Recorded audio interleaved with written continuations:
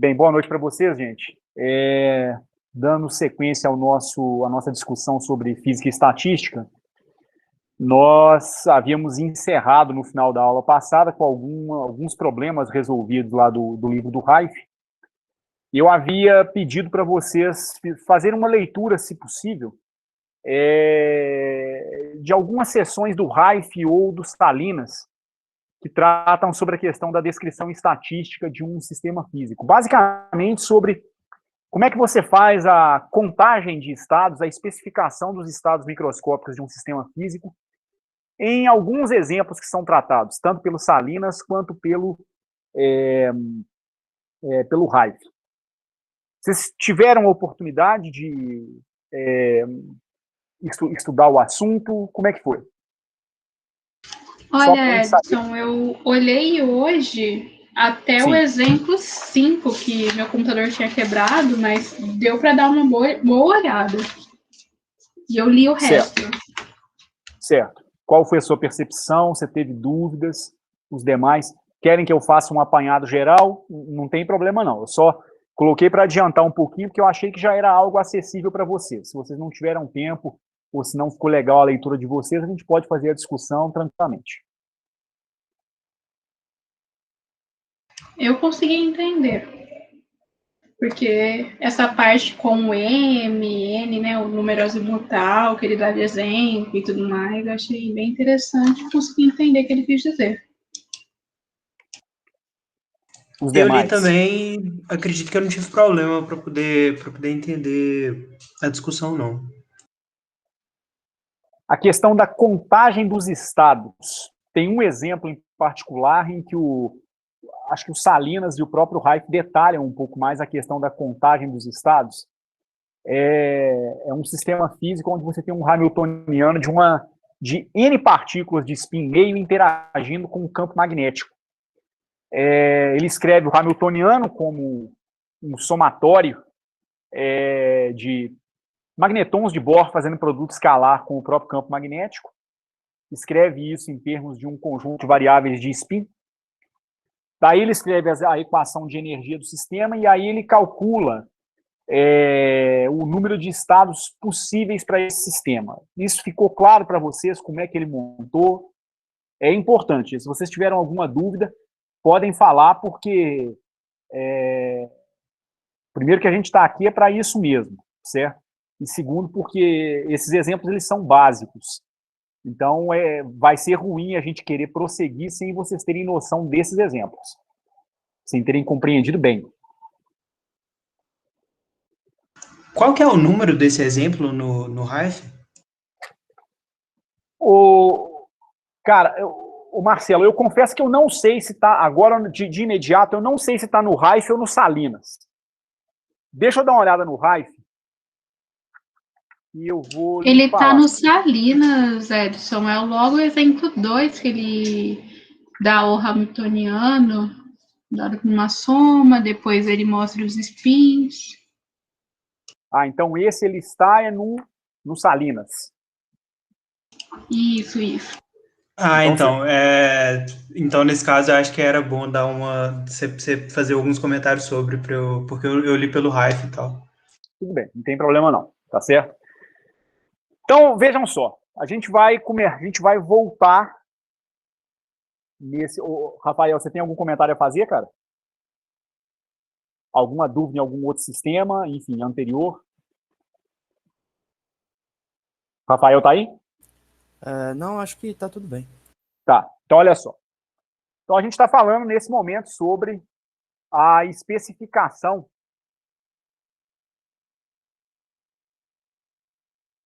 dos estados microscópicos de um sistema físico.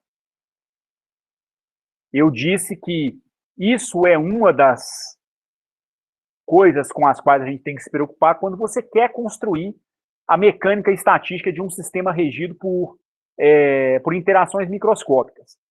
Você precisa, de alguma maneira, saber contar e identificar quais são os possíveis estados em que o seu sistema pode ser localizado. Isso, de uma certa maneira, como eu tinha falado na última aula, tem uma analogia muito forte com problemas estatísticos muito simples, muito elementares, como o lançamento de um dado ou o lançamento de uma moeda.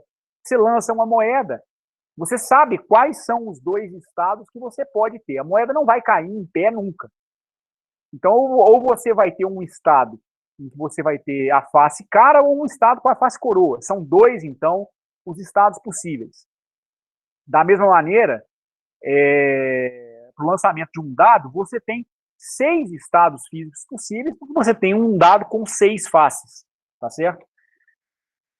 Então, do ponto de vista de problemas físicos, a gente precisa saber também identificar quais são os possíveis estados que o seu sistema físico pode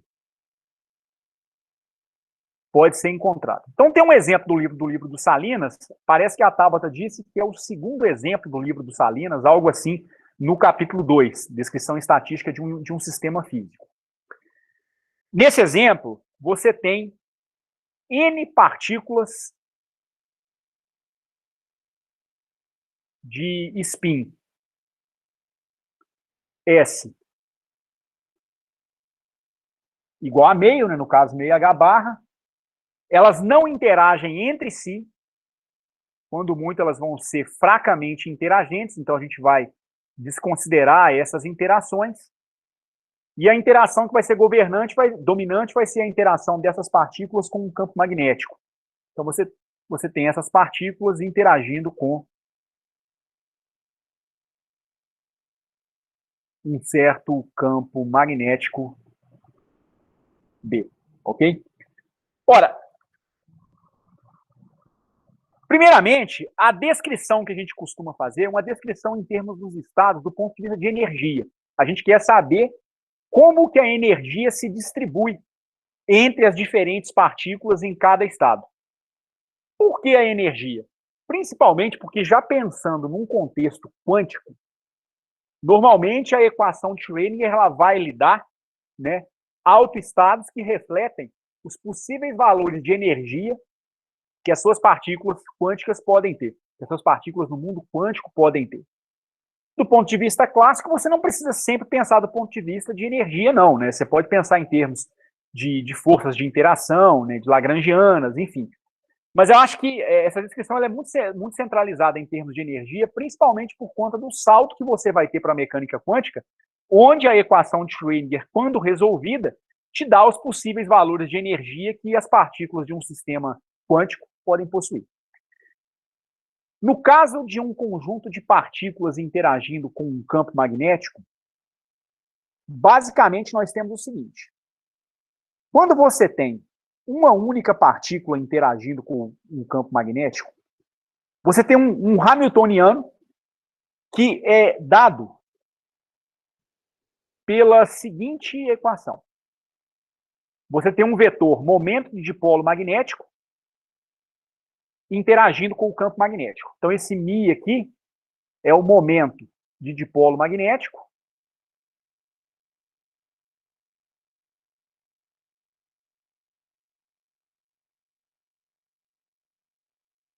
interagindo com o campo magnético e você implementa isso por meio de um produto escalar. Essa equação aqui, ela tem uma analogia muito forte com o que acontece no eletromagnetismo clássico, né? Na verdade, a energia de interação de uma partícula clássica, uma partícula que gira numa espira circular, tendo um certo momento magnético μ, é dada por uma relação como essa, né?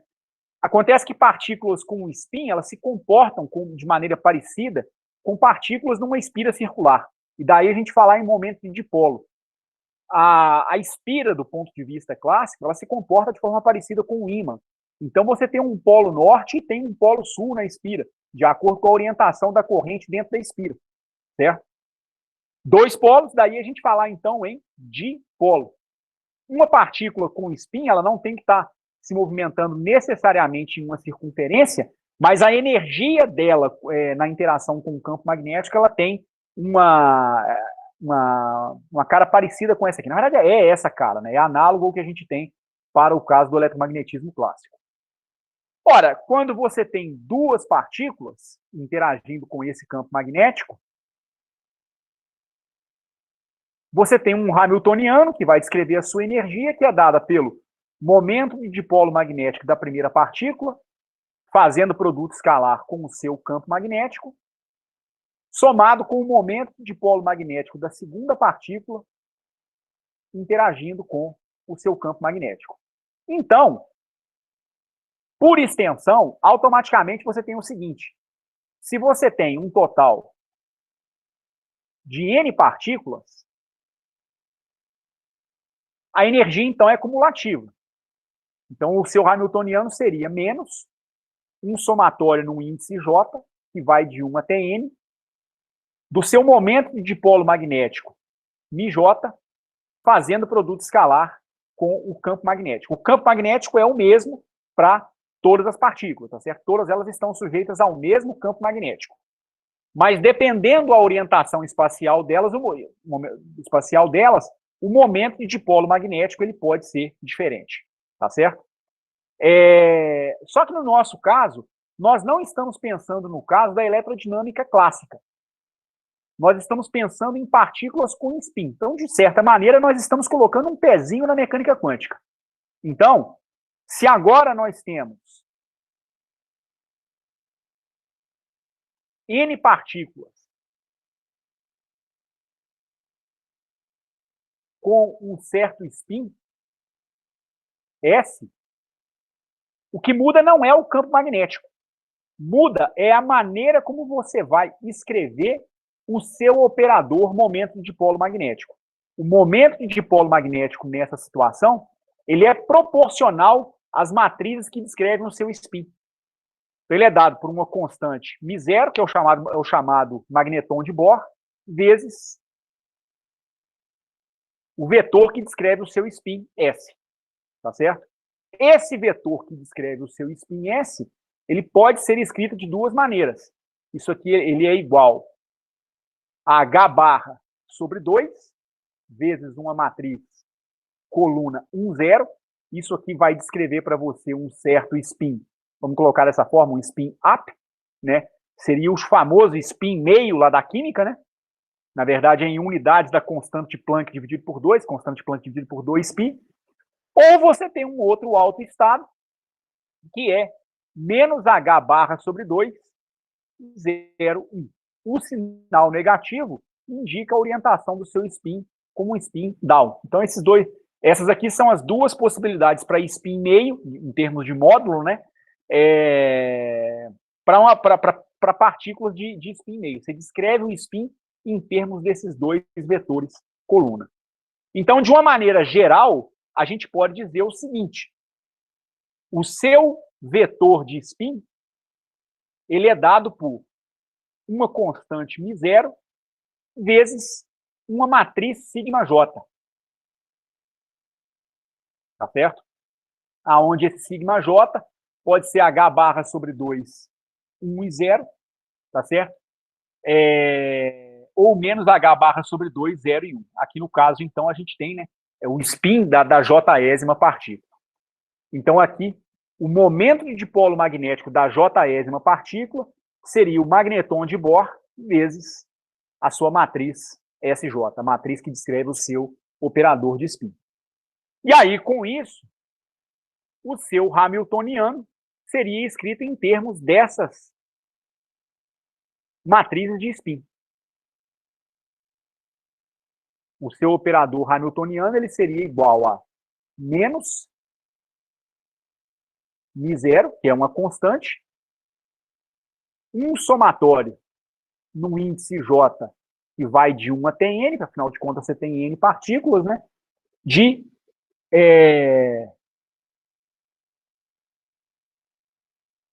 σJ fazendo produto escalar com B. E, de uma maneira geral, o que se tem para isso aqui é o seguinte, né?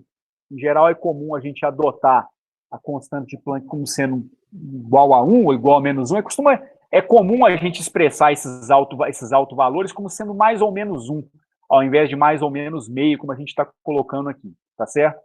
Então, de uma maneira geral, a gente pode dizer o seguinte: isso aqui seria igual a menos μ0 vezes B, supondo o campo magnético constante, né, depois de realizar o produto escalar, vezes um somatório em J indo de 1 até N das suas matrizes σJ, tá certo? Esse, então, é o seu hamiltoniano no final das contas. Cada um desses seus σJ aqui, no final das contas, esse σJ é, na verdade, um alto valor associado ao operador de spin.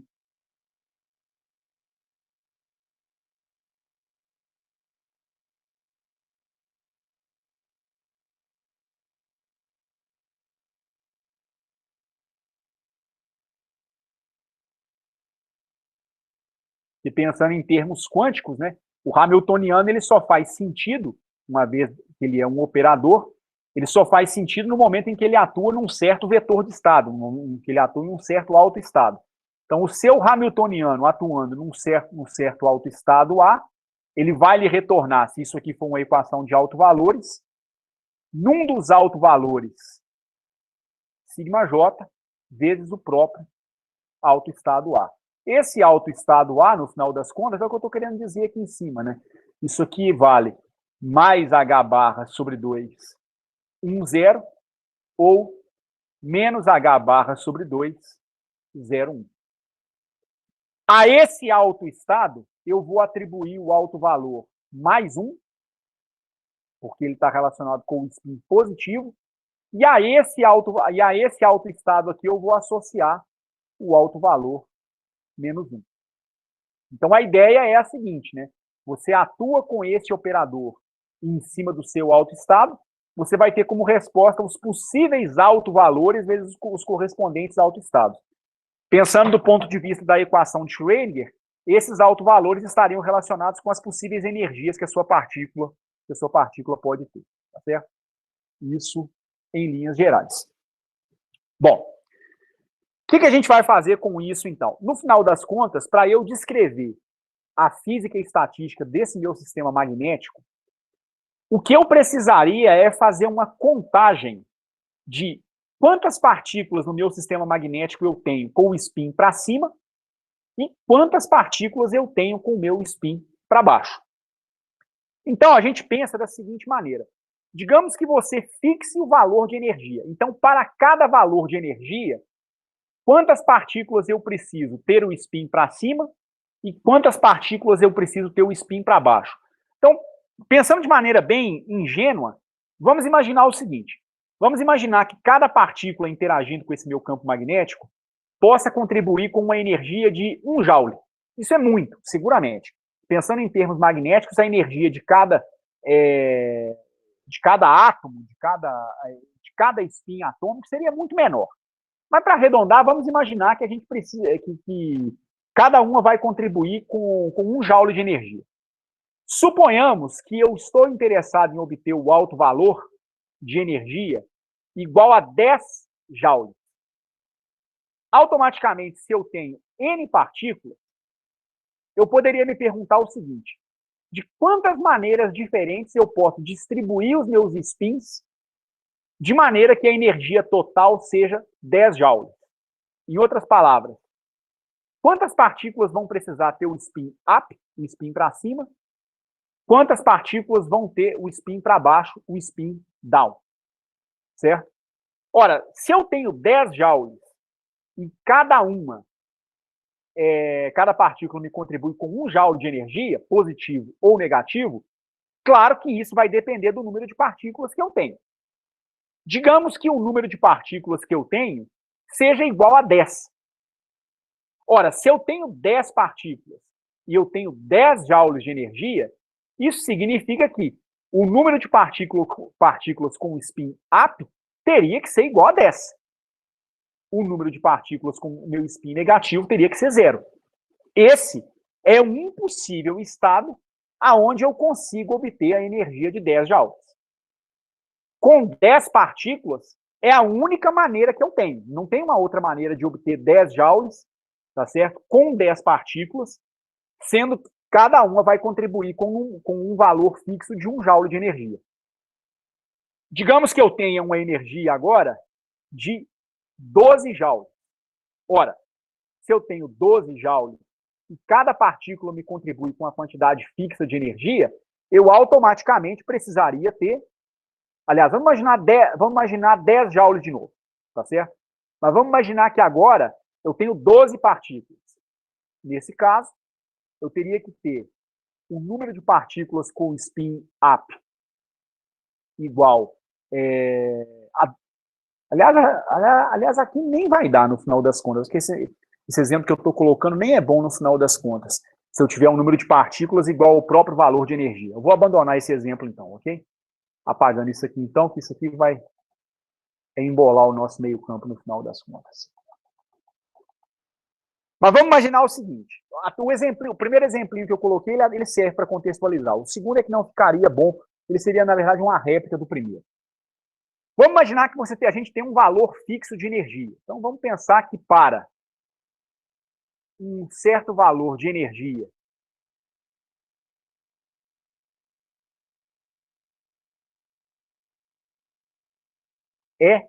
que eu vou imaginar como sendo uma energia fixada.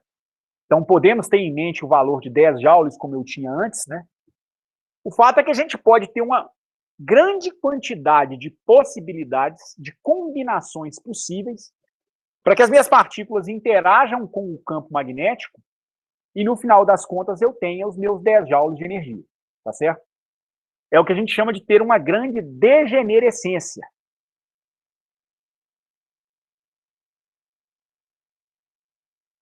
Ou seja, várias maneiras diferentes, vários estados diferentes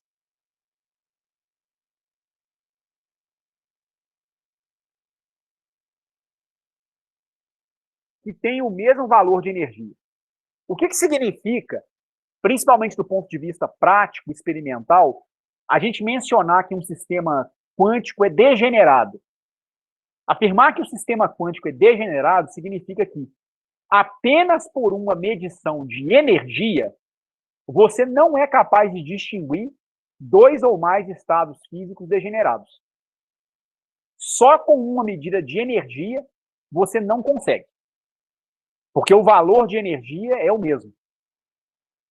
Se você pensar, por exemplo, no que você aprendeu, se é que aprendeu, porque eu não sei se vocês já fizeram Quântica 1, a respeito da mecânica quântica do átomo de hidrogênio, quando vocês resolvem a equação de Schrödinger para o átomo de hidrogênio e levam em conta a presença do spin, né, o átomo de hidrogênio ele tem um elétron, né? Então ele está sempre no subnível S. Mas vamos imaginar um outro átomo que tenha um número de elétrons maior do que o hidrogênio. Digamos que seja o lítio. O lítio tem número atômico 3. Então ele vai ter dois elétrons no subnível S e um elétron no subnível P. Ora, o subnível P ele é dividido em 3 compartimentos, em 3 orbitais, que a gente costuma chamar de PX, PY e PZ. Ora, a gente sabe o seguinte, o formato dos orbitais P é mais ou menos esse aqui. Eles são mais ou menos na forma de halteres, algo desse tipo.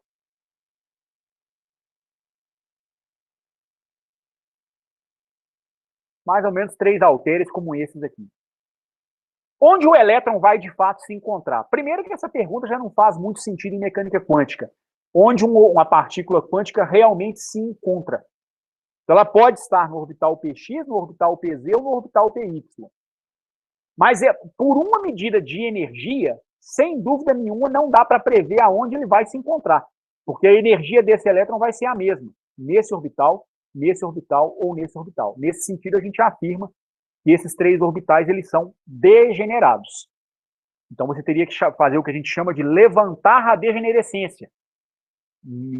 Isso, na prática, costuma ser feito fazendo o átomo interagir com algum campo magnético e daí ver como é que o átomo vai responder.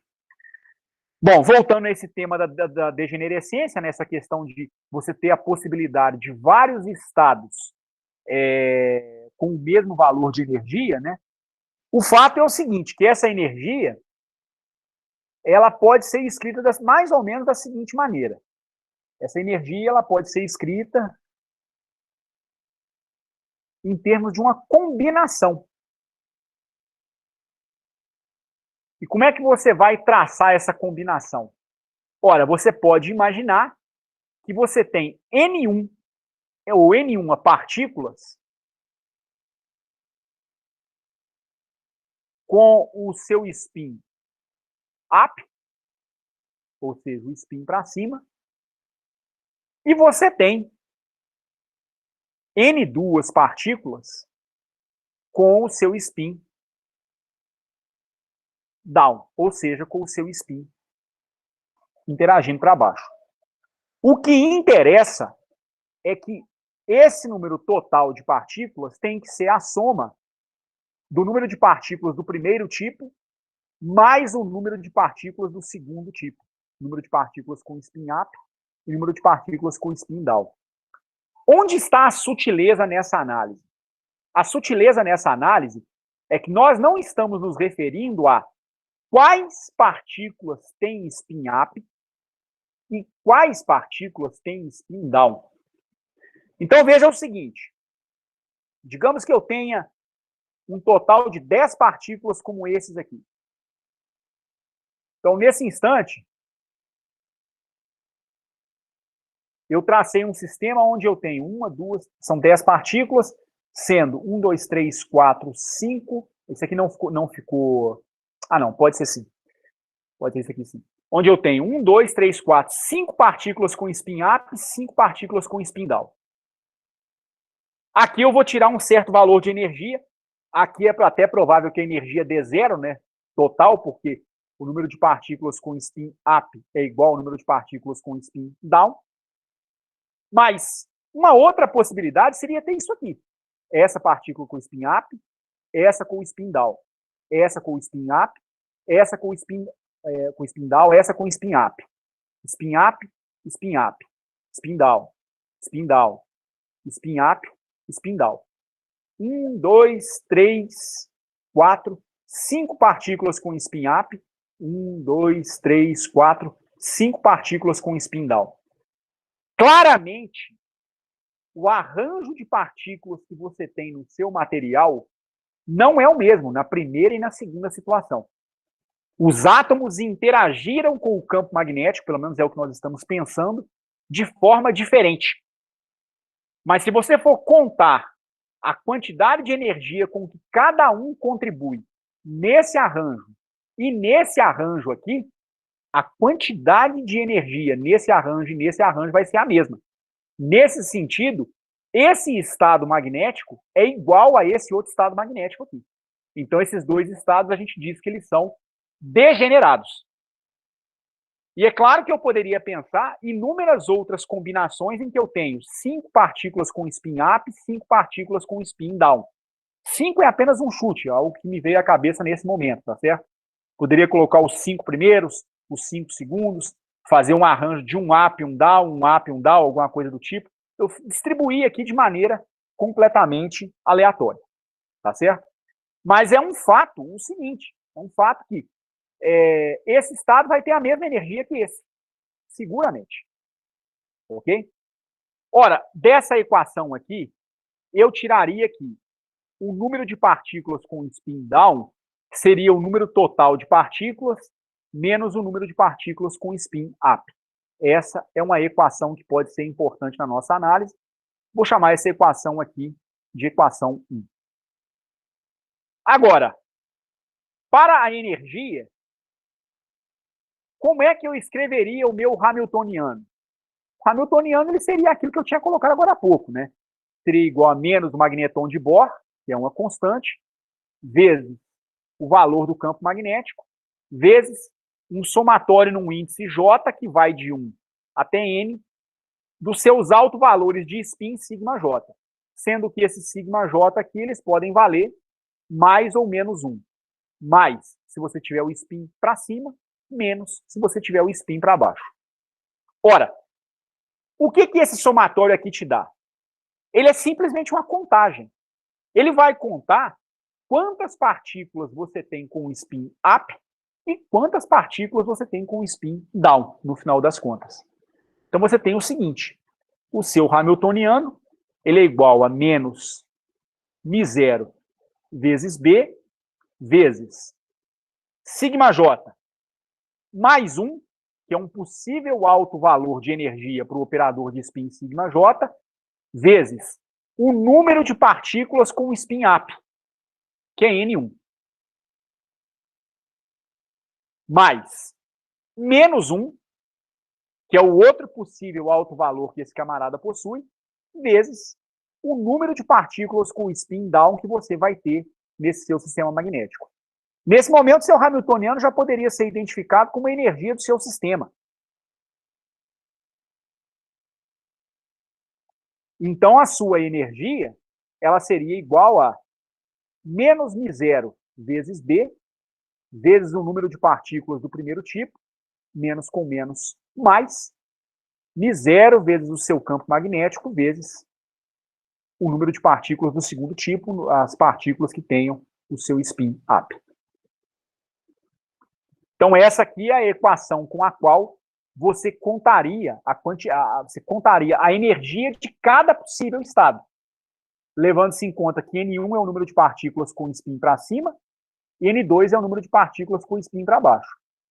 Levando-se em conta que você pode ter várias combinações possíveis que te dão o mesmo valor de energia, porque nós não estamos identificando quais átomos têm um spin para cima, quais átomos têm um spin para baixo. Nós estamos contando quantos têm um spin para cima e quantos têm um spin para baixo, sem fazer uma análise que distingue cada um dos seus elementos.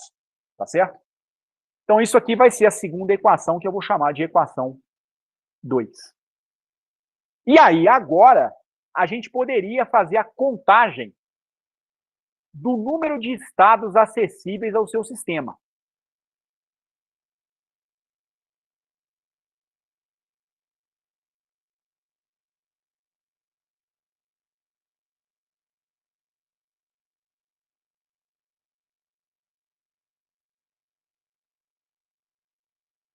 E é a primeira vez que eu vou utilizar esse símbolo, mas ele vai ser muito utilizado de agora para frente.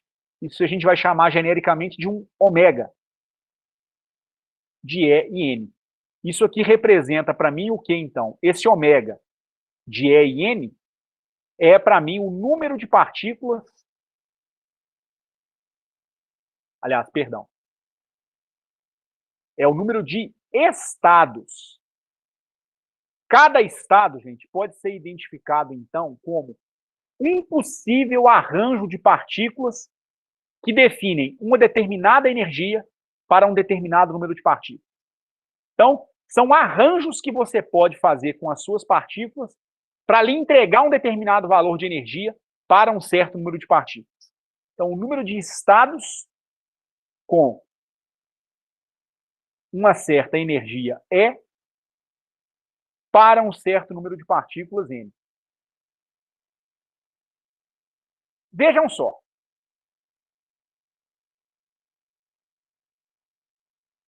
Se você pensar do ponto de vista prático, né, esse problema aparentemente não tem nenhuma conexão com o problema do caminho aleatório unidimensional, né? O que terá a ver um bêbado que pode caminhar em duas dimensões possíveis com um estado magnético como esse aqui?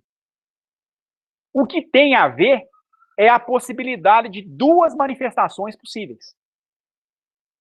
Ou você tem o caminhante aleatório caminhando para frente ou para trás, para a direita ou para a esquerda, ou você tem o lançamento do tipo cara ou coroa, ou você tem a obtenção do número 3 no lançamento de um dado, ou não 3, e aí nesse não 3 caberiam as possibilidades 1, 2, 4, 5 e 6, ou aqui, no caso do nosso sistema magnético, ou a partícula tem um spin up, ou ela tem spin down. Ou ela interage com o campo magnético de maneira que a energia suba, ou ela interage com o sistema magnético de maneira que a energia abaixe. Interage com o campo magnético, né? De maneira que a energia abaixe. Então, é um problema onde você tem duas possíveis manifestações. Ou seja, isso aqui volta a ter a cara de uma distribuição binomial. E a gente vai apelar para uma distribuição binomial para que a gente faça essa tal contagem de estados. A contagem de estados para N partículas, aonde o estado tem uma certa energia E, vai ser escrita de que maneira? Ora, isso é dado por uma combinação de N fatores tomados N1 a N1. Aquele símbolo da análise combinatória, né, para descrever a combinação de N elementos tomados N1 a N1. Então, isso aqui é N fatorial sobre N1 fatorial vezes N menos N1 fatorial. Ocorre que N menos N1 é o número total de partículas menos o número de partículas que tem um spin para cima. O total menos as partículas com spin para cima é o número de partículas com spin para baixo. Então, isso aqui dá N fatorial sobre N1 fatorial vezes N2 fatorial. É assim que eu faria essa contagem. Mas veja, se você pensar no universo quântico, que é onde a gente vai estar mais interessado nas nossas aplicações, ou mesmo no contexto da termodinâmica clássica, em que eu queira analisar sistemas magnéticos do ponto de vista termodinâmico, fazer a contagem do número de partículas não é algo trivial, porque, em geral, você vai estar pensando na contagem de coisas da ordem de 10 a 23 partículas. Você está pensando em pelo menos 1 mol, 2 mols de partículas. Imagine, então, o quão difícil deve ser você identificar quantas partículas você tem com um determinado spin, quantas partículas você tem com outro spin. Mas as medições de energia não são tão difíceis. É possível você pensar na possibilidade de fazer medições de energia em sistemas magnéticos ou sistemas termodinâmicos. Então, talvez valha a pena nós escrevermos esses números de partículas em termos da quantidade de energia daquele estado. E então vou tomar a equação que rege a energia para esse meu sistema, que é a seguinte.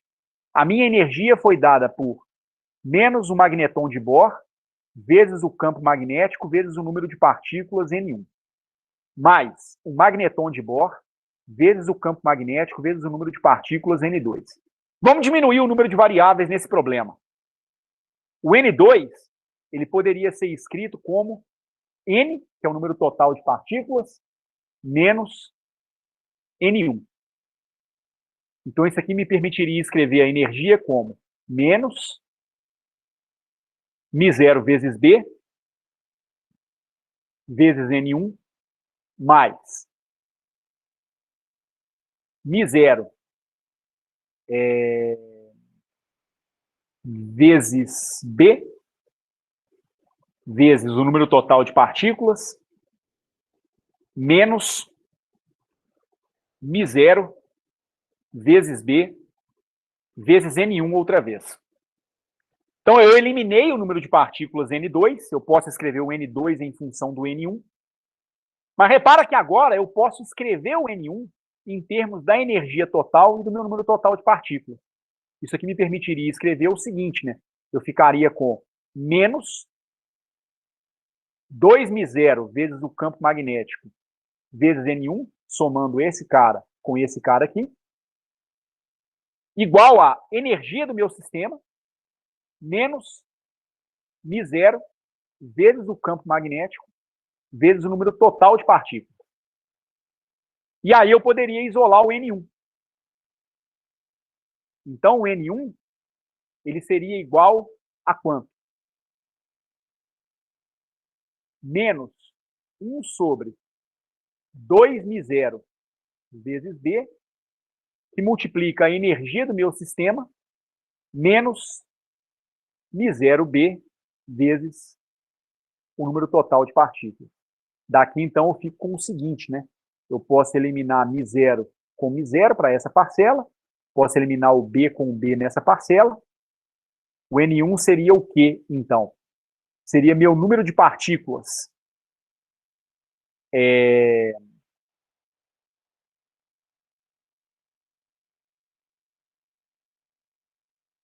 Deixa eu só ver se eu não estou fazendo bobagem, gente.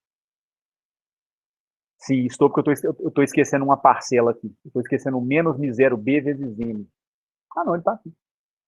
Menos 2 μ0 B N1 igual a energia menos μ0 B vezes N. Não, está certo. Não estou fazendo bobagem. Então, N1 seria igual a quanto? Menos com menos vai dar mais. A gente ficaria com o número de partículas total dividido por 2,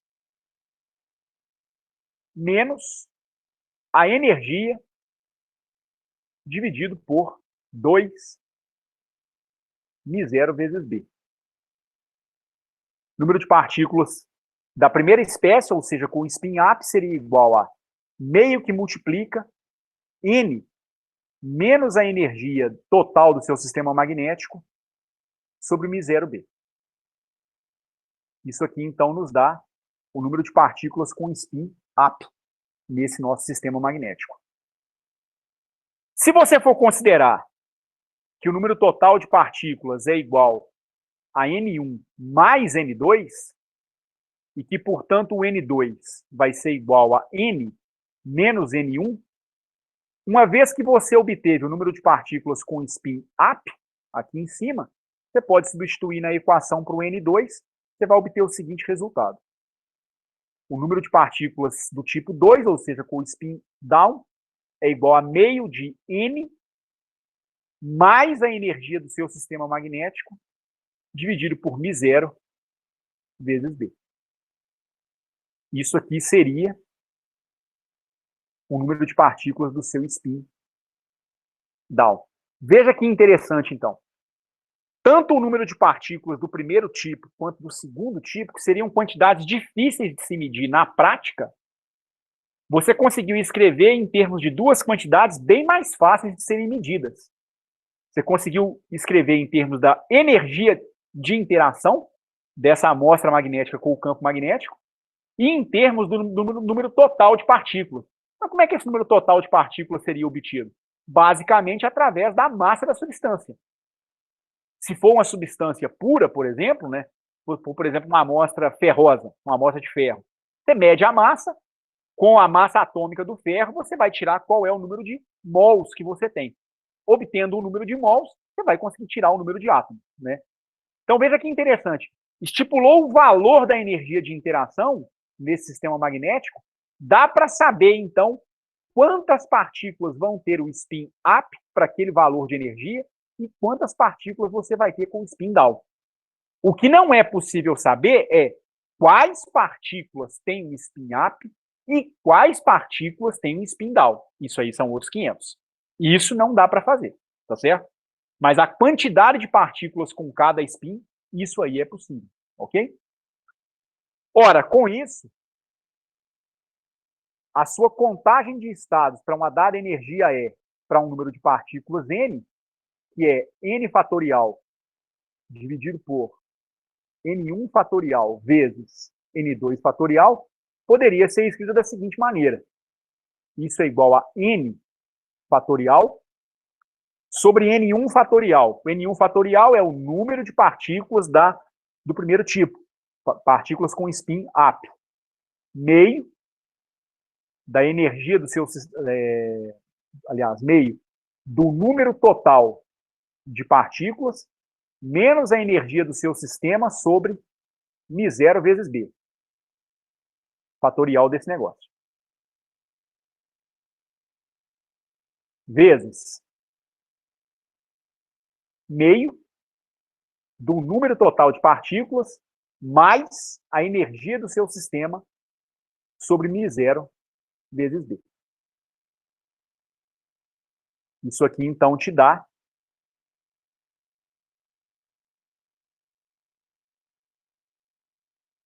a quantidade de energia que você tem de partículas de spin down, tá certo? A quantidade de partículas com spin down que você tem. E assim você conta quantos estados você vai possuir com aquele valor de energia e com aquele número de partículas. Marcelo, esse é o exemplo que você não tinha visto no Salinas, então, tá certo?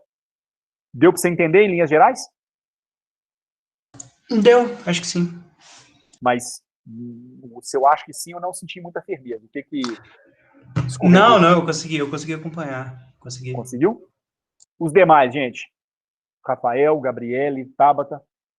Tudo bem, Edson, eu consegui Yoshi. acompanhar também. Ok, também. Estão conseguindo perceber o que nós estamos querendo dizer com a quantidade da contagem de estados?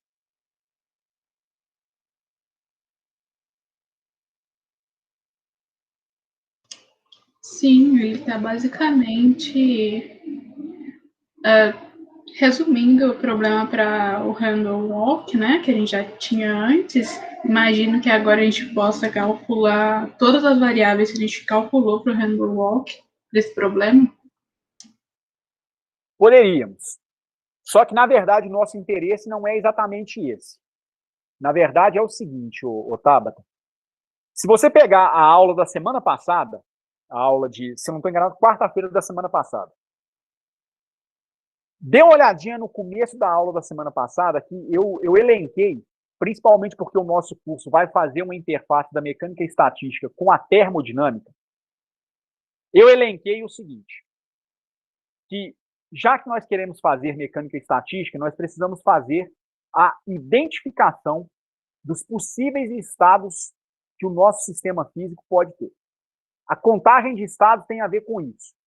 Nós estamos identificando estados pensando do ponto de vista de energia. Tá certo? Não é à toa que nós estamos escolhendo a energia como variável. Isso tem que ficar muito claro para vocês. Eu digo isso pelo seguinte. Mecânica estatística não se aplica apenas à interação de sistemas de sistemas físicos com coisas relacionadas à termodinâmica. Mecânica estatística ela está associada com todo e qualquer processo onde você tem um número muito grande de partículas interagentes. Propagação de informação, por exemplo, numa população grande como é a brasileira, propagação, por exemplo, de fake news, que é o que a gente mais tem hoje em dia no país, poderia ser descrito pela mecânica estatística, por ferramentas de mecânica estatística. Só que, nesse caso, você não vai associar a energia da propagação de uma notícia com o número de estados que tem essa notícia. Não, aí a vertente é outra. Você até pode identificar o número de estados associados àquela notícia, ou seja, quantas pessoas podem receber aquela notícia. Só que você não vai descrever o número de estados em termos da energia. Nós estamos escolhendo fazer a descrição do número de estados em termos da energia, porque, de acordo com uma das coisas que a gente viu no começo da aula passada, aliás, foi até no final da aula passada, que primeiro resolvi alguns problemas, né? Depois eu comecei a falar sobre a descrição estatística de um sistema físico. É que eu disse que nós temos o objetivo, na nossa disciplina, de fazer uma conexão da mecânica estatística com a termodinâmica. E é por isso que o nosso número de estados normalmente vai ser descrito em termos da energia. Esse é o objetivo. Claro que talvez vocês queiram se perguntar, mas por que será que eu vou precisar desse número de estados? Essa pergunta ela é talvez uma das mais relevantes dessa disciplina. É que, lá na termodinâmica, o conceito de entropia, ele é, digamos, meio melindroso. A gente sempre define a noção de entropia, o conceito de entropia relacionado com o grau de desordem de um sistema físico. E essa coisa fica meio nebulosa. Desordem. Exatamente o que é desordem? A gente tem uma noção um pouco vaga. A gente termina a Física 2 com uma noção vaga do que nós estamos querendo dizer por desordem relacionada com a entropia. Isso talvez fica um pouco mais claro na termodinâmica, o que nós estamos querendo dizer por desordem. Mas eu não sei se vocês terminaram a termodinâmica, convictos do que nós estávamos dizendo, né? Ou vocês estavam dizendo, por associar a entropia com desordem. Vocês saíram da termodinâmica bem seguros desse conceito?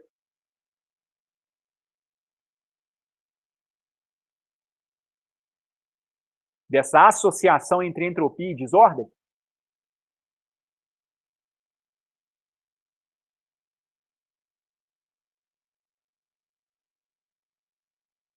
Cem por cento seguro, não.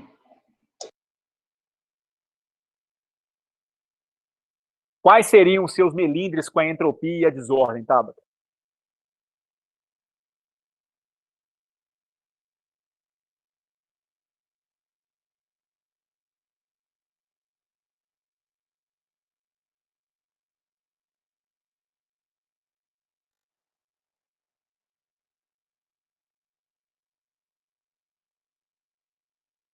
Ninguém tem nenhuma opinião? Marcelo, Rafael, Yoshi, Gabriele.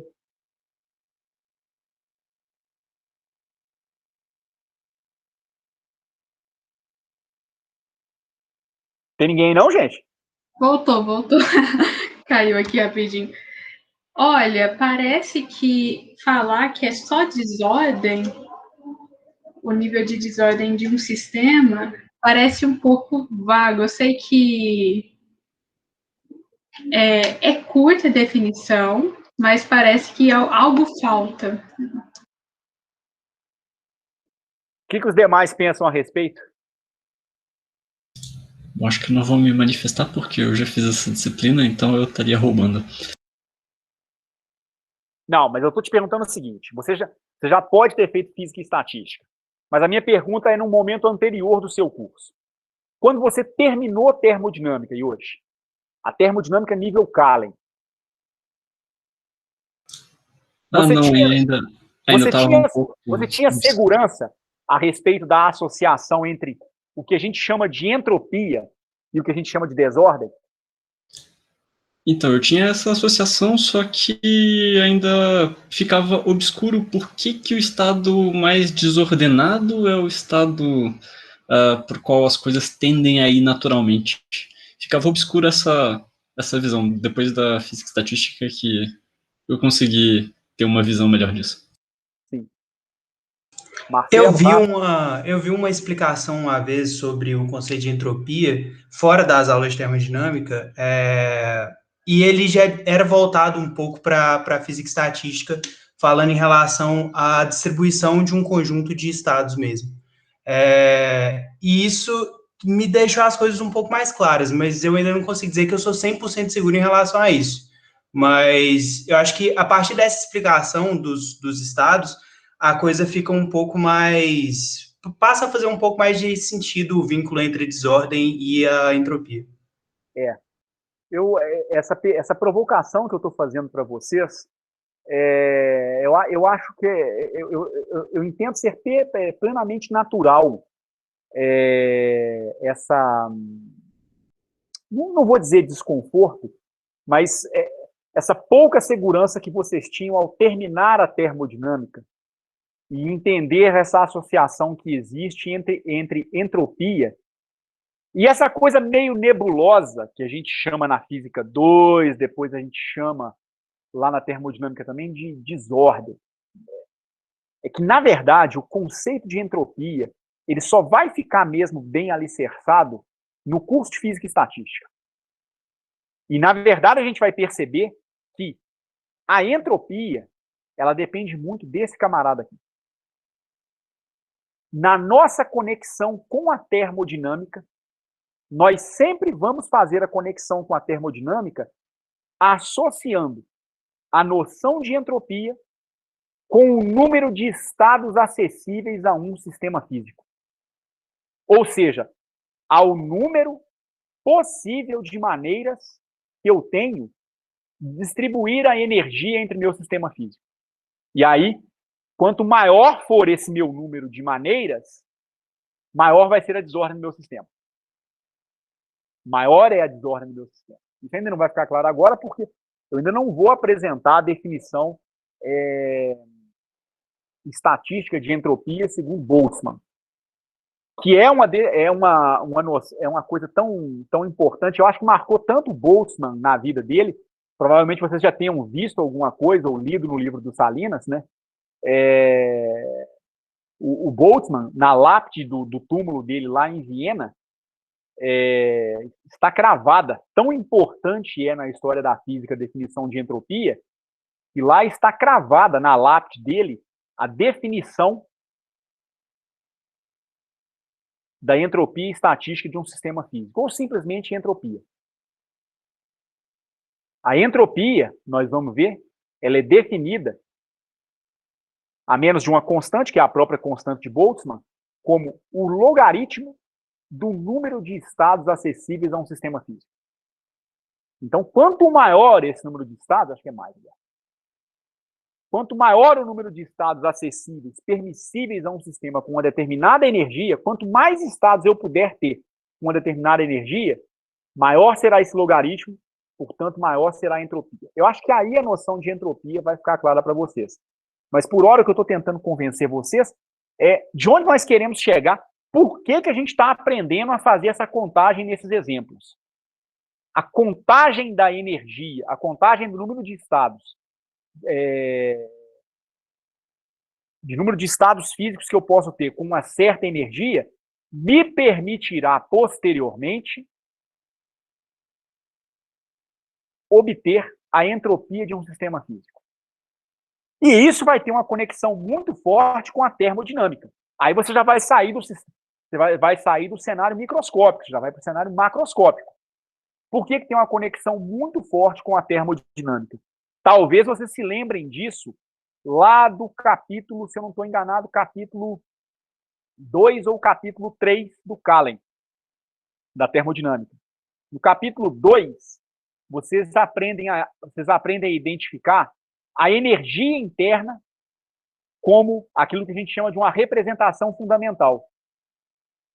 Então, para que a energia interna seja uma representação fundamental, ou seja, para que a partir dela você consiga descrever toda a termodinâmica do seu sistema físico, você precisa ter a energia interna escrita em termos da entropia, do volume e do número de partículas. Acho que no capítulo 3, ele faz a derivação inversa. Ele mostra como a entropia pode ser escrita como uma representação fundamental. Aí você precisa da entropia escrita em termos da energia interna, do volume e do número de partículas. Olha a energia aqui escrita em termos da energia e do número de partículas. Essa definição de entropia, então, ela tem uma conexão com aquilo que lá no Kahlen a gente chama de representação fundamental. É uma maneira que a gente tem de expressar a entropia de maneira que ela possa te devolver toda a termodinâmica do seu sistema de partículas. Tá certo? Mas a gente deve ver isso com mais calma nas nossas próximas aulas. Ok? Mas é só uma provocação mesmo para a gente saber onde nós queremos chegar. A contagem do número de estados está sendo feita por essa razão, tá certo? É para que, posteriormente, a gente venha encontrar a entropia do nosso sistema, ok?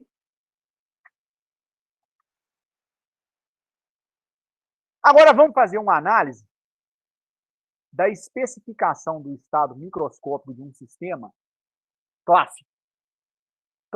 Do ponto de vista clássico, a mecânica estatística opera de maneira um pouquinho diferente. Os exemplos que eu pedi para vocês estudarem, e esse que eu discuti agora, que nos permitiu montar esse número de estados para uma certa energia, eles caberiam bem no cenário quântico, principalmente porque a gente já mencionou spin nesse exemplo, que já é uma coisa intrinsecamente quântica. Como será que a gente opera se nós quisermos construir a especificação dos estados microscópicos clássicos de um sistema físico?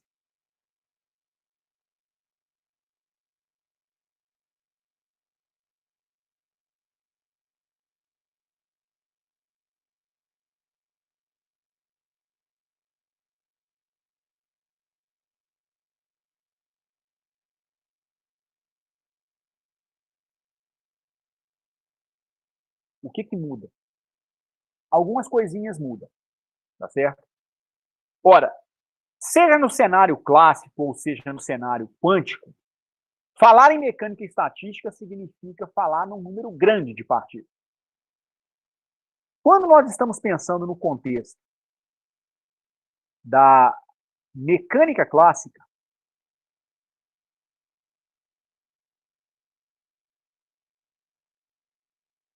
se nós estamos pensando em N partículas, automaticamente a gente teria que pensar em aplicar a segunda lei de Newton, ou algo parecido, como a equação de Euler-Lagrange, né? Para as N partículas em cada uma das coordenadas espaciais. Então, se eu tenho N partículas, eu tenho algo como 3N coordenadas espaciais. Se for cartesiano, 3 coordenadas x, y e z para cada partícula. Então, são 3N coordenadas espaciais. E também você tem 3N coordenadas de momento linear, ou de velocidade, como vocês quiserem. Ora, essa especificação do ponto de vista clássico, de N partículas exigindo 3N coordenadas espaciais e 3N coordenadas de momento, faz com que, se eu tenho um universo de N partículas, eu automaticamente vou ter um total de 6N variáveis, porque eu tenho 3N coordenadas espaciais,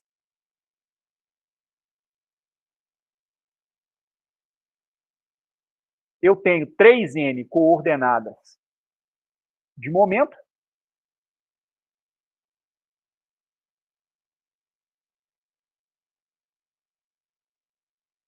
e isso me permite escrever, ou me exige, né? Me permite não, me exige que eu precise de um total de 6N componentes ou 6N coordenadas.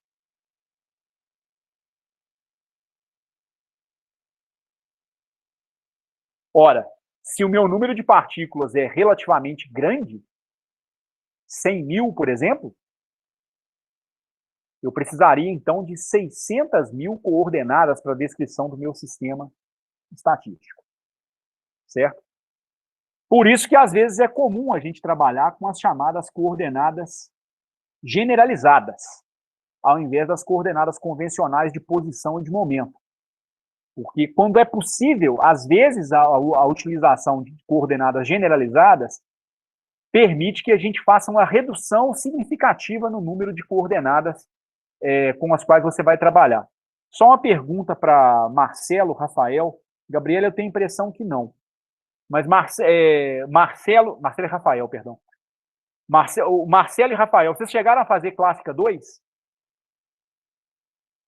Sim. Chegaram? Eu acho que a Tabata fez Clássica 2 comigo. Gabriela, você fez Clássica 2? Eu não fiz. Não, né? O Yoshi fez? Sim. Não, fez que formou, óbvio, né? Eu não sei se você foi da minha turma ou se você fez posteriormente. Confesso que eu não estou lembrando. Sim. Fui dessa turma. Então, em geral, é o seguinte, né? Se você tem coordenadas de posição,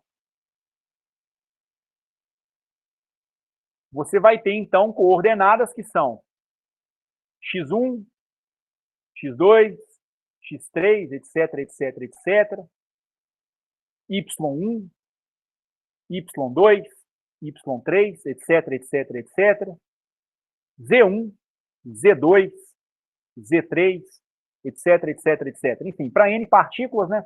3 coordenadas x, n coordenadas x, n coordenadas y, n coordenadas z, o mesmo valendo para as coordenadas de momento.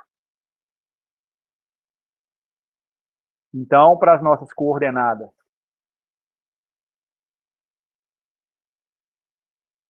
de momento, a gente teria o quê? Uma componente px1, uma componente px2, uma componente px3, uma componente py1, uma componente py2, uma componente py3, etc, etc, etc. O mesmo valendo para z. Em termos de coordenadas generalizadas,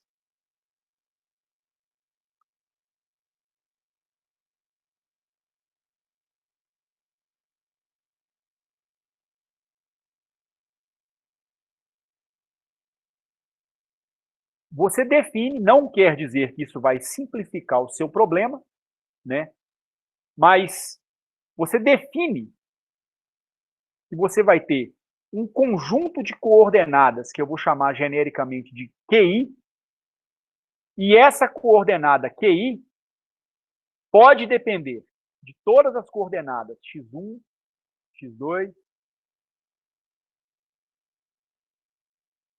x3, de y1, de y2, de y3, de z1, de z2, de z3.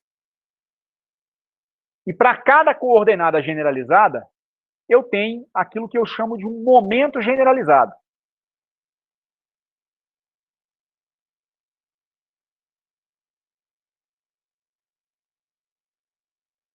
Momento generalizado, né, também vai poder ser escrito em termos das coordenadas x1, x2, x3, y1, y2, y3. Aliás, perdão. Ele vai poder ser escrito em termos dos momentos lineares, né? P de x1, P de x2, P de x3, e etc, etc, etc. Bom, um exemplo que está longe de ser mecânica estatística. Por que ele está distante da mecânica estatística? Por uma única razão. É um problema com uma partícula só. Mas é só para ilustrar essa migração.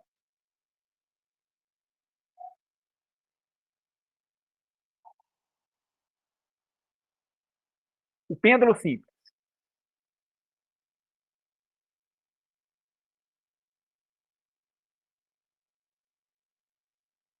O pêndulo simples é um sisteminha bem básico, aonde a gente tem um fio, uma partícula de massa m presa na ponta desse fio, certo?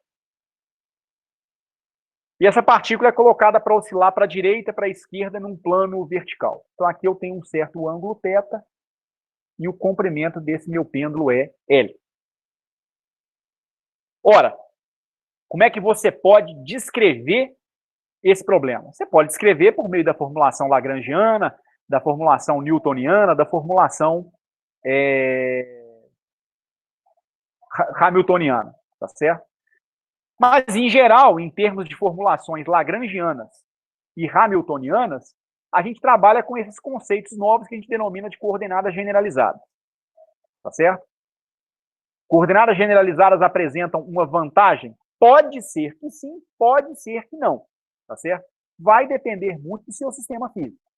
Mas isso é apenas para a gente relembrar um pouquinho como é que a gente faz essa migração de um sistema expresso em coordenadas x e y para um outro conjunto de coordenadas, que são essas coordenadas que eu estou chamando de generalizadas. É só para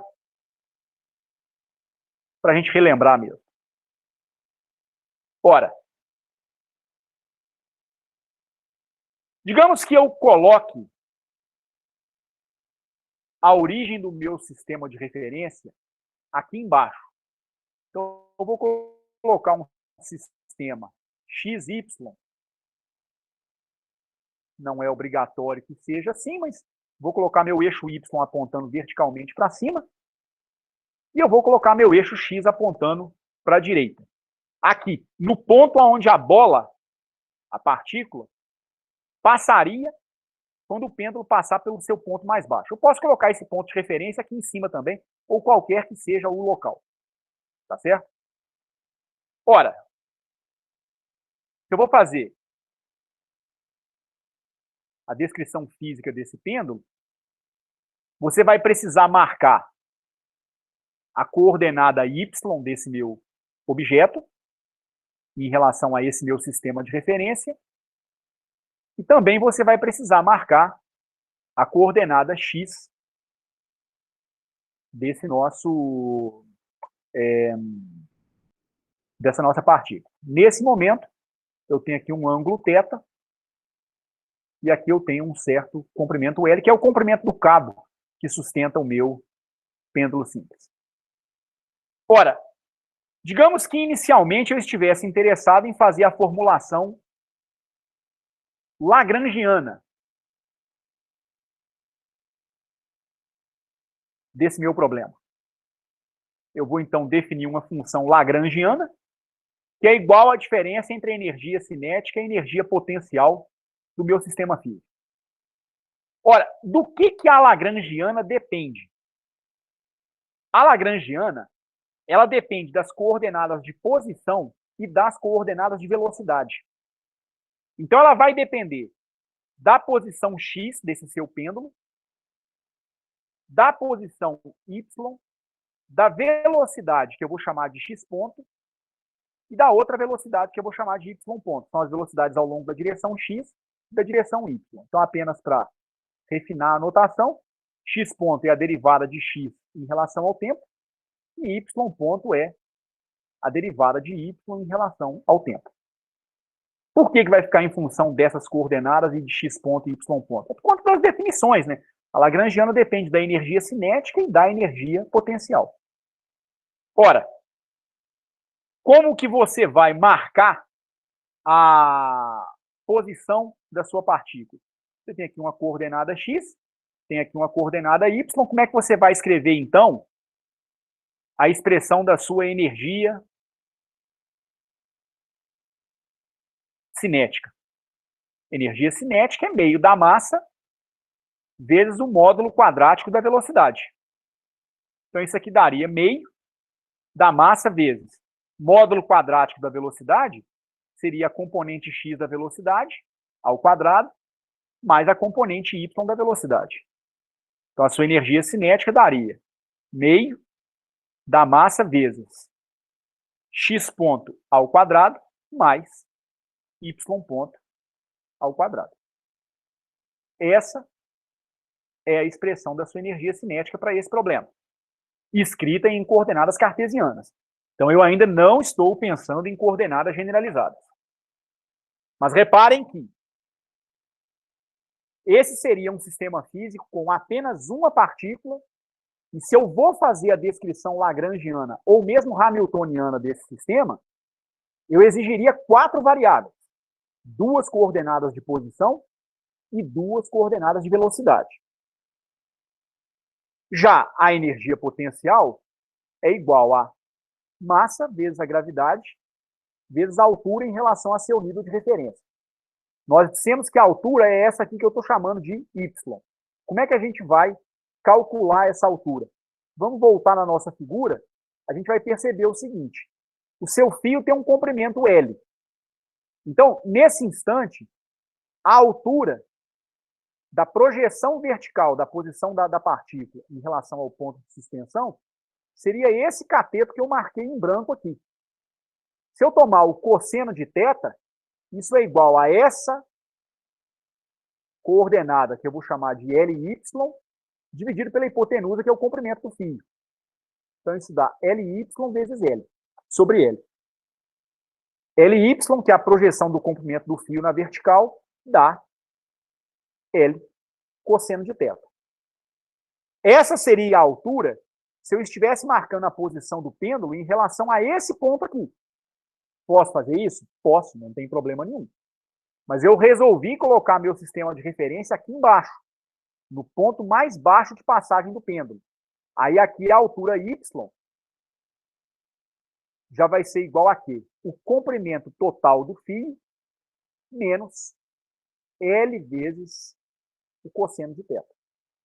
Ou seja, a altura seria L que multiplica 1 menos o cosseno de θ.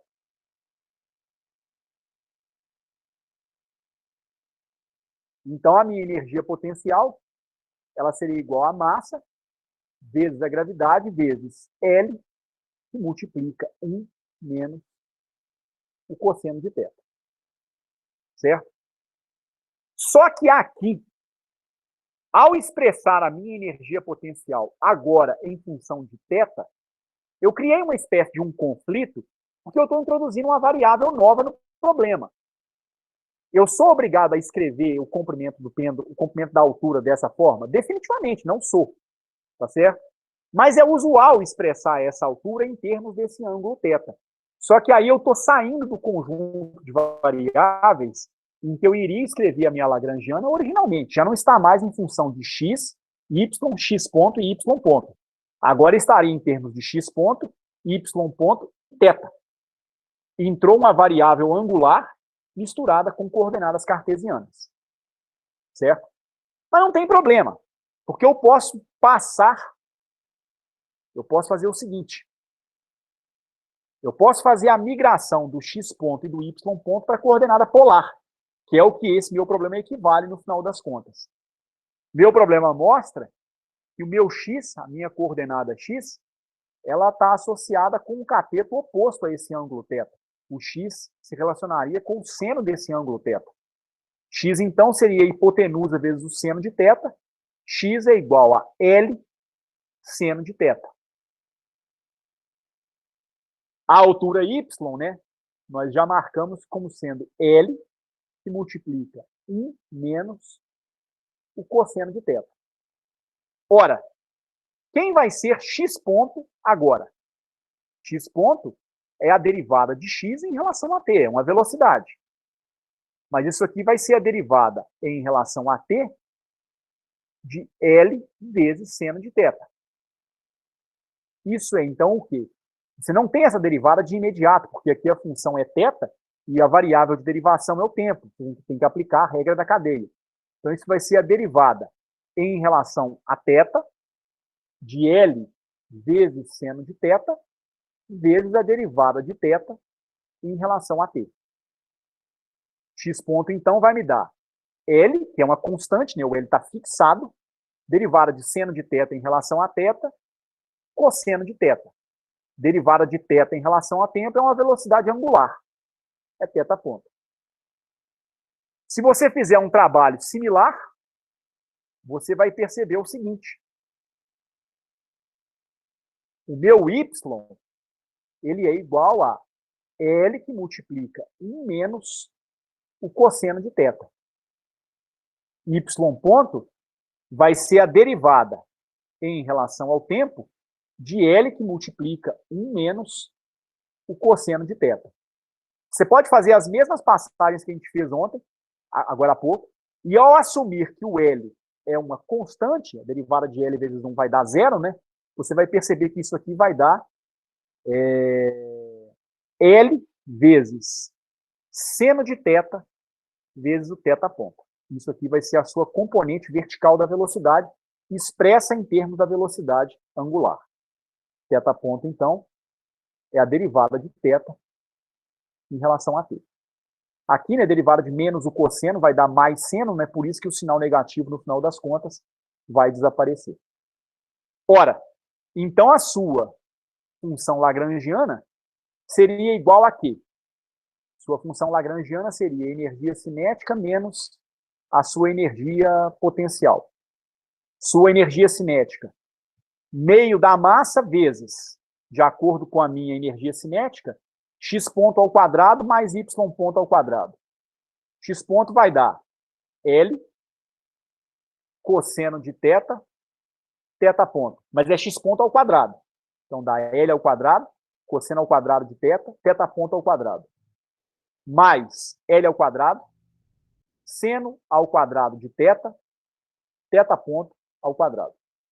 Automaticamente, L2 e L2, cosseno ao quadrado de θ e seno ao quadrado de θ, né, vão ficar colocados em evidência, porque isso aqui vai dar L2, θ ponto ao quadrado, vezes cosseno ao quadrado de θ, mais seno ao quadrado de θ.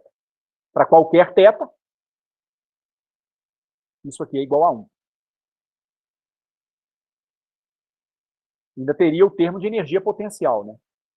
Menos mgL, que multiplica 1 menos o cosseno de θ. A sua lagrangiana, então, vai ser o quê? Meio da massa vezes L ao quadrado, θ ponto ao quadrado, menos mg, que multiplica 1 menos o cosseno de θ. Essa é uma lagrangiana escrita em termos das derivadas θ e θ ponto. Então, reparem o seguinte, pode parecer que eu não tenha tido quase vantagem nenhuma, exceto a de ter aprendido a resolver mais um problema físico com uma formulação diferente. Mas antes, esse negócio que eu chamo de lagrangiana seria escrito em termos de um total de 4 coordenadas. Uma não existia, né? Não havia dependência na coordenada x. Apareceu apenas a dependência em y. Mas a opção por migrar para coordenadas polares fez com que a minha lagrangiana, que dependeria de y, x ponto e y ponto, ela se transformou numa nova lagrangiana escrita em termos de θ e θ ponto. Então, esse é um conjunto de coordenadas menor do que o conjunto de coordenadas original. Tá certo? É uma vantagem, então, em algumas circunstâncias, não quer dizer que é vantajoso sempre, de se utilizar uma formulação alternativa da mecânica, que não a formulação lagrangiana. Bem, daí eu faria o quê? Daí eu aplicaria a chamada equação de Euler-Lagrange.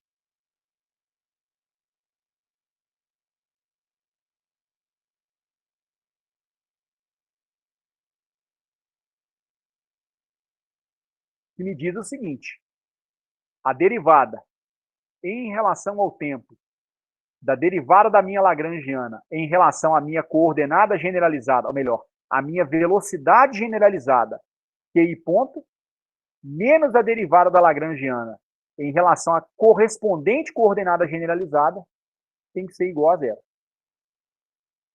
Então, daqui eu teria a derivada em relação ao tempo da derivada da lagrangiana em relação a θ ponto, menos a derivada da minha lagrangiana em relação a θ, que é a coordenada generalizada que eu escolhi, igual a zero. Só para a gente montar o problema, então, quanto daria a derivada da minha lagrangiana em relação a θ? Você olha para a sua lagrangiana e você vê que a dependência em θ, ela está apenas aqui. Essas derivadas são derivadas parciais. Então, a derivada em relação a θ ponto é uma variável independente de θ, a derivada desse termo dá zero. mg, aqui está até faltando uma constante, né? É mgl. mg é uma constante. mgl também é constante. Mas mgl cosseno de θ não é constante. Então, eu teria que derivar, no final das contas, em relação a θ, o termo mg vezes L cosseno de θ. mgl é uma constante, derivada de cosseno de θ é menos seno de θ. Então, isso dá menos mg L seno de θ. Já a derivada da lagrangiana em relação a θ ponto, você só vai precisar prestar atenção na primeira parcela. É aquela que depende do θ ponto ao quadrado. Então, você vai derivar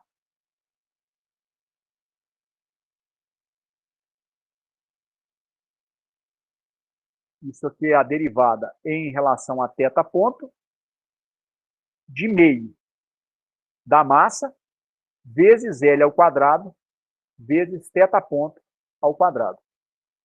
Meio, ml ao quadrado são todos constantes, mas θ ponto pode ser variável, a velocidade angular vai variar. Derivada de θ ponto ao quadrado em relação a θ ponto, 2 θ ponto. 2 racha fora com 2. Isso aqui, então, é igual a ml ao quadrado, θ ponto. E agora você vai tomar a derivada temporal da derivada de L em relação a θ ponto. É a derivada temporal de ml2 θ ponto. A massa e o fio têm comprimentos constantes.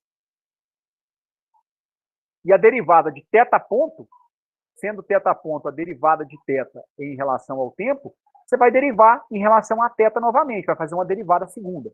É o que eu vou chamar de θ 2 pontos. Agora você monta a equação de Euler-Lagrange. Então, a derivada em relação ao tempo da derivada de L em relação a θ ponto, menos del L del θ, vai ser igual a zero. Esse termo me deu a massa vezes o quadrado do comprimento do fio, θ 2 pontos, menos derivada de L em relação a T, mgl, seno de θ. Posso simplificar L com L ao quadrado. Isso aqui vai dar zero. Posso simplificar a massa com a massa. E aí, se eu isolar θ 2 pontos, que é a minha aceleração angular, θ 2 pontos, aqui acho que vai ter um sinal negativo, se eu não estou enganado. Porque essa força ela é restauradora. Eu posso ter perdido algum sinalzinho aí para cima, depois vocês confiram, por favor. Menos com menos dá mais, aí eu fazer a manipulação, isso vai dar menos a gravidade sobre L vezes seno de θ. Que é o quê? É a equação de movimento de um pêndulo simples fora do regime de pequenas oscilações, obtida por um formalismo que não é a segunda lei de Newton. Mas é a equação que você chegaria se você aplicasse a segunda lei de Newton, porém pelo formalismo de Euler-Lagrange.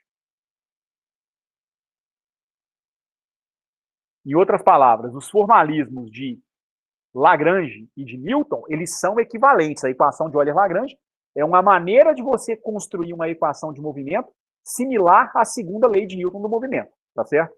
Porém, por meio de uma roupagem diferente.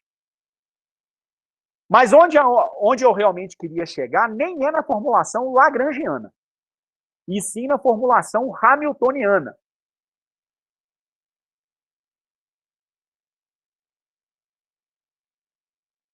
Por que nós estamos falando em formulação hamiltoniana? Pelo seguinte, é através da formulação hamiltoniana que você constrói a mecânica estatística de um sistema clássico. Esse é o nosso objetivo. Nós queremos construir a mecânica estatística de um sistema clássico, ou pelo menos esboçar essa construção, tá certo? Nós não vamos focar muito em sistemas clássicos no nosso curso, não. Mas quem eventualmente vier a trabalhar com sistemas dinâmicos, em algum momento da carreira, fatalmente pode se defrontar com coisas que misturam sistemas dinâmicos e também mecânica estatística. E aí, a formulação hamiltoniana da mecânica clássica exige que você tenha uma quantidade chamada hamiltoniana,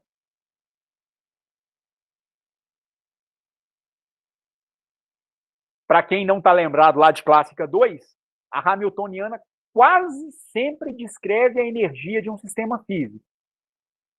Quase sempre. Não é verdade que ela descreve sempre a energia de um sistema físico. No contexto quântico, acaba que é. Tá certo? No contexto quântico, acaba que sempre é verdade. Mas no contexto clássico, não é sempre verdade que a hamiltoniana vai ser sempre a energia do sistema. Mas podemos dizer, de uma maneira geral, que ela quase sempre vai descrever a energia de um sistema físico.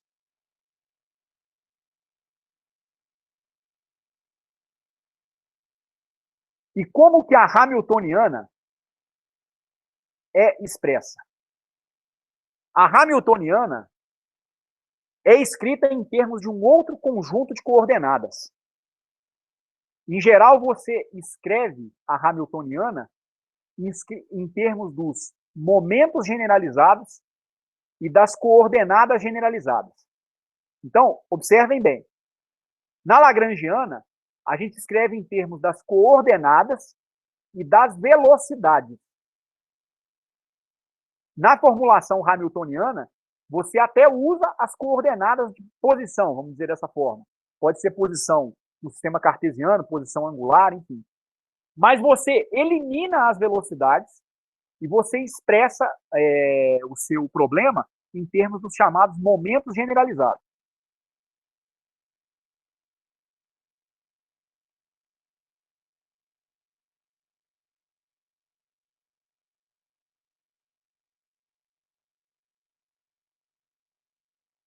Daqui a pouquinho eu vou apresentar a definição para vocês.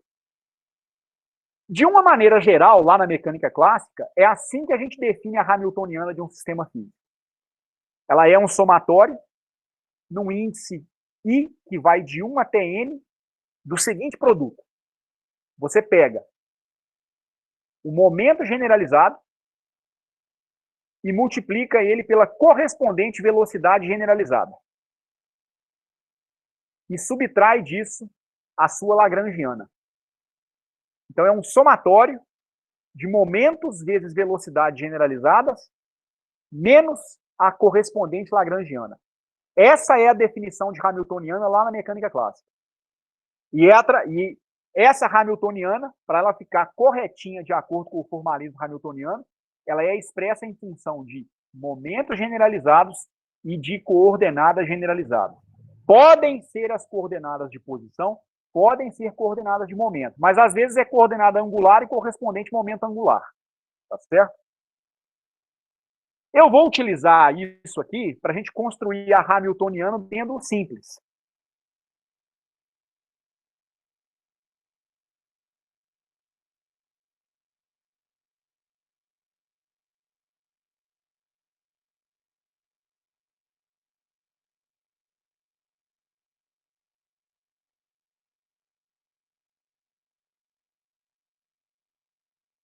Lá no pêndulo simples, eu vi que, primeiro, quais seriam as coordenadas generalizadas? Em princípio, eu utilizei isso aqui.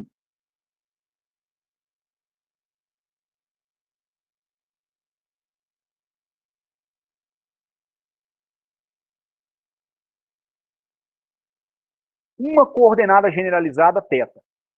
Por que não duas? Você poderia descrever esse sistema em coordenadas polares. Na verdade, é até coordenada polar mesmo. Só que na coordenada polar, você tem uma coordenada radial. No nosso caso, a coordenada radial é o próprio comprimento do fio, que não é variável. Tá certo? Você não tem variação no R. Poderia ser um pêndulo em que, à medida em que ele se movimenta, você vai puxando o pêndulo para cima e aí o comprimento do fio vai diminuindo. Então, o raio também seria variável. Nesse caso, eu teria o raio também, o comprimento do fio, como uma coordenada generalizada. Não é o caso. A gente até viu que foi isso que permitiu a gente fazer uma redução no número de coordenadas, na passagem de coordenada cartesiana para coordenadas polares ou generalizadas. Certo? Então, eu poderia descrever meu sistema em termos de uma única coordenada generalizada.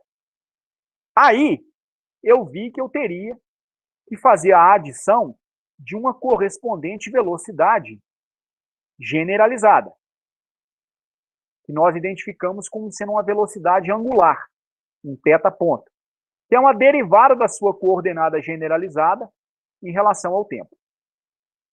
Então, com essas duas coordenadas, você consegue construir e você descreve a formulação lagrangiana do seu sistema físico. Quando você vai para a coordenada generalizada, aliás, para a formulação hamiltoniana,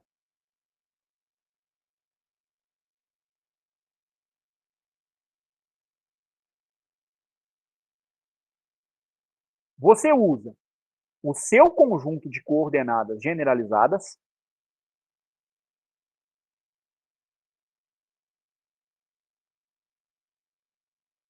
ou seja, os seus QIs, entre aspas, que em geral vão representar para nós coordenadas de posição. E os correspondentes momentos generalizados, que de uma maneira geral eu vou chamar de PI.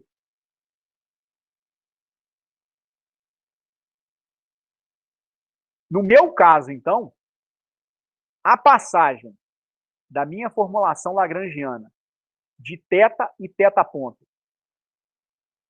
para uma formulação hamiltoniana, que depende da mesma coordenada angular θ e de um novo momento, vai me dar um momento angular Pθ. Esse aqui vai ser exatamente o momento angular associado ao movimento do seu pêndulo simples, como a gente vai poder ver. Tá certo? Ora, vamos tentar fazer essa migração, então. Nossa lagrangiana, de acordo com o slide anterior,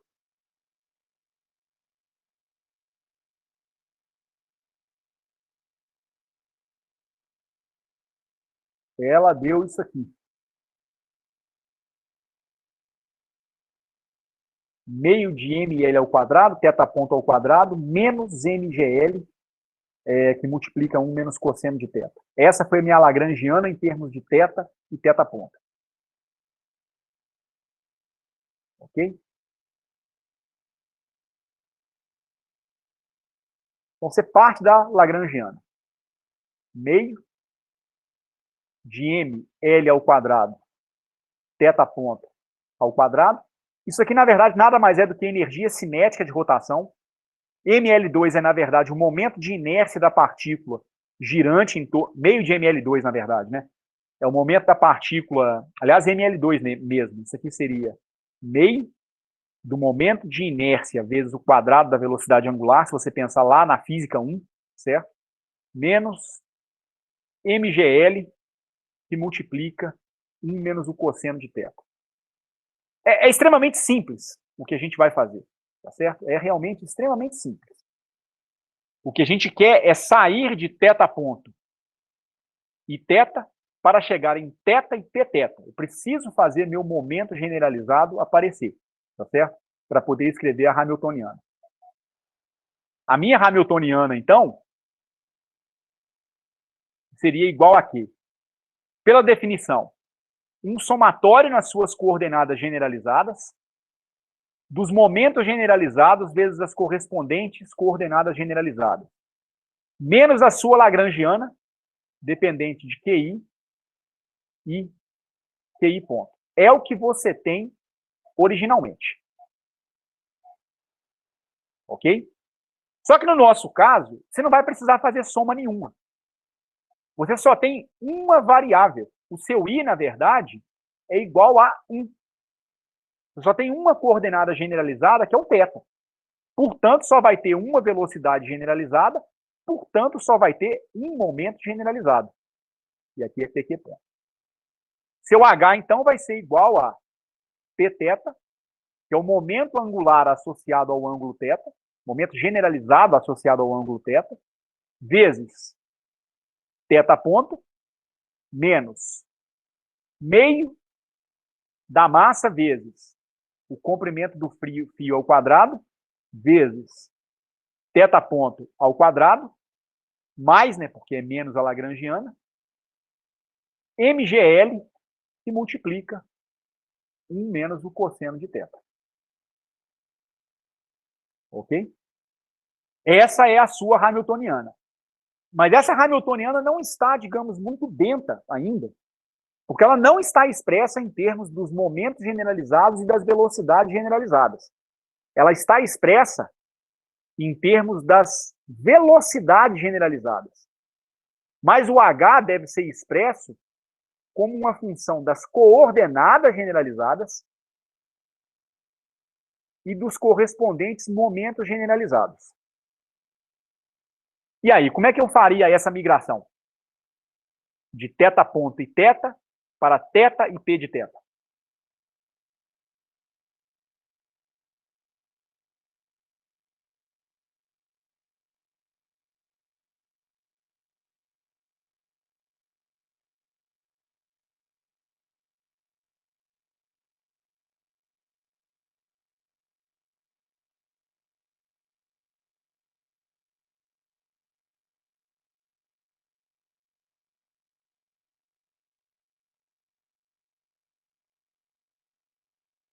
Alguém lembra, gente? Não estou me recordando, não, Edson. Você tem que escrever de novo o seu momento em x e em y, e aí associar com o θ, e, enfim, fazer o seu momento em x e y como uma função de θ. É isso? De certa forma, sim. Mais ou menos por aí. Edson, qual foi a pergunta mesmo? Eu tenho no momento um hamiltoniano, né, que ainda não está escrito da maneira padrão, escrito em termos das coordenadas generalizadas, eu escolhi, no caso, uma coordenada angular, e um momento generalizado correspondente, que posteriormente vai ser identificado como um momento angular. Certo? Eu tenho aqui uma mistura com as velocidades generalizadas. Então, a minha hamiltoniana está expressa em função de θ ponto, da posição angular θ, e do momento que depois eu vou associar ao momento angular Pθ. 3 variáveis. O ideal é reduzir esse número de variáveis para 2, para ter a associação entre posição e o momento generalizado correspondente.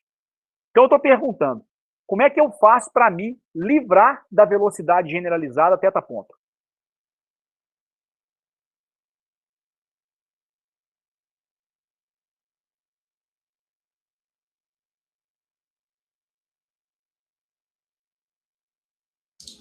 Transformador de Legendre? Não sei se é uma transformada de Legendre, se tem alguma coisa, digamos, mais imediata que uma transformada de Legendre. Eu acho que tem algo mais imediato.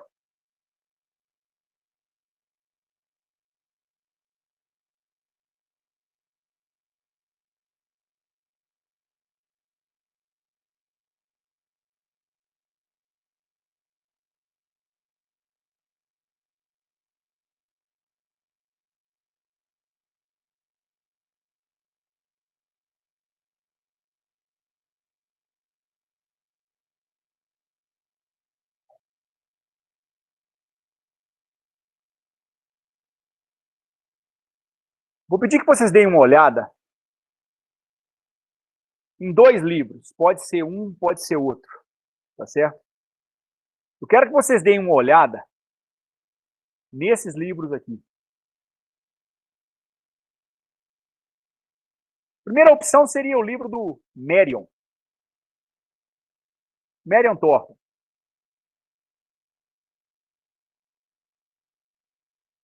Vocês devem ter utilizado um pouco lá em Clássica 2. Ou no livro do Goldstein. Edson, Goldstein vocês devem... Pois não, Guilherme? nesse caso ali eu tenho Pθ vezes θ ponto menos meio de ml ao quadrado θ ponto ao quadrado. Em que esse meio de ml ao quadrado θ ponto ao quadrado é energia cinética. Só que Pθ vezes θ ponto é 2 vezes a energia cinética. Então eu podia cortar esse termo meio ml ao quadrado θ ponto ao quadrado fora e só dividir aquele Pθ vezes θ ponto por 2? Bom, em princípio, pode. Em princípio, realmente é isso. E depois você pode expressar a energia cinética como P² sobre 2m?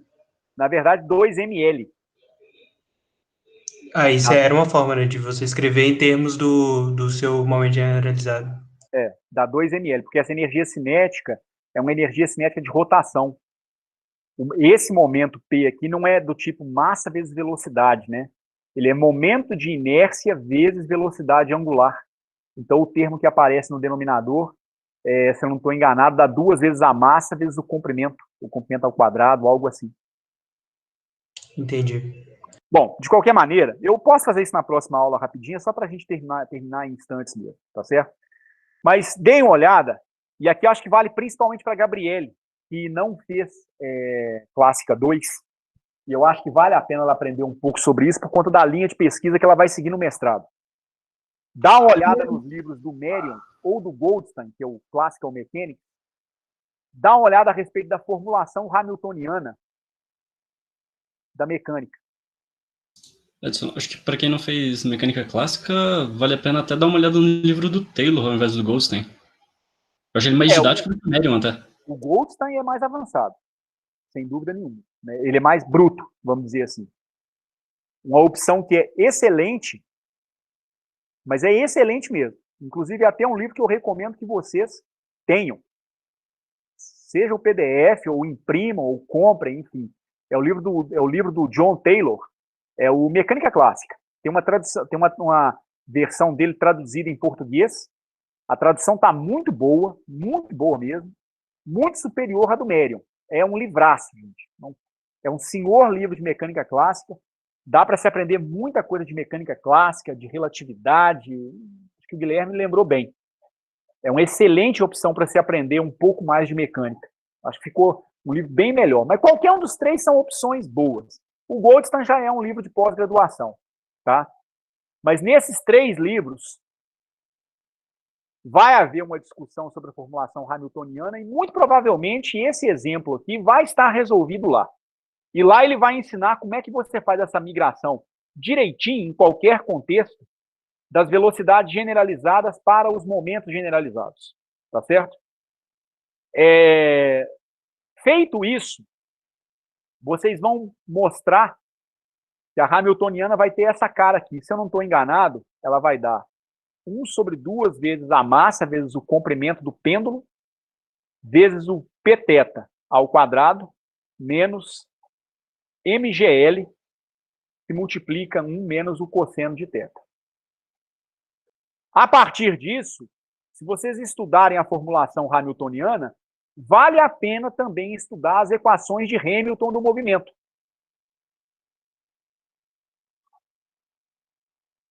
Para ver a analogia que existe entre elas e as equações de Euler-Lagrange e as equações que a gente obtém da segunda lei de Newton. Na verdade, são equações absolutamente equivalentes. Porém, elas são obtidas de forma diferente em termos de variáveis diferentes. Tá certo? Não é o nosso objetivo principal, tá certo? Mas o objetivo principal é uma coisa que o Salinas não comenta muito, eu acho que nem o próprio Reich, fica um pouco obscuro. Em vários exemplos ao longo do Salinas e ao longo do Reich, nessa parte clássica, ele vai colocar o hamiltoniano escrito em termos dessas quantidades, coordenadas e momentos generalizados. Esse conjunto de variáveis define para nós aquilo que a gente chama de um espaço de fase.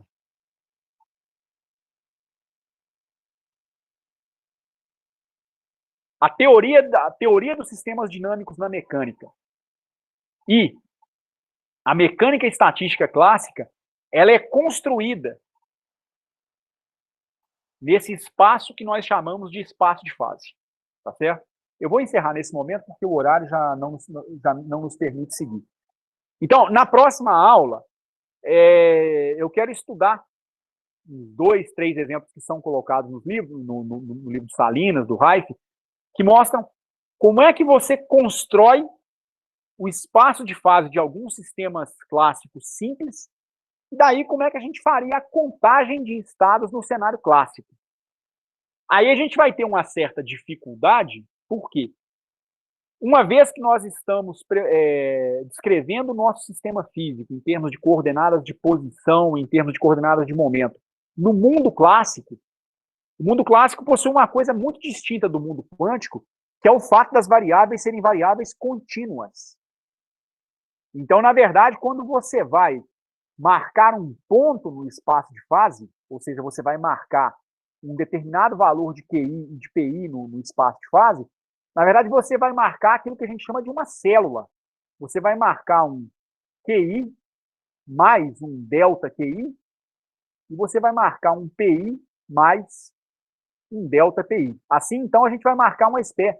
Cada ponto no espaço de fase, que seria, para mim, um impossível estado clássico da mecânica e estatística do meu sistema, esse ponto ele não vai ser exatamente um ponto.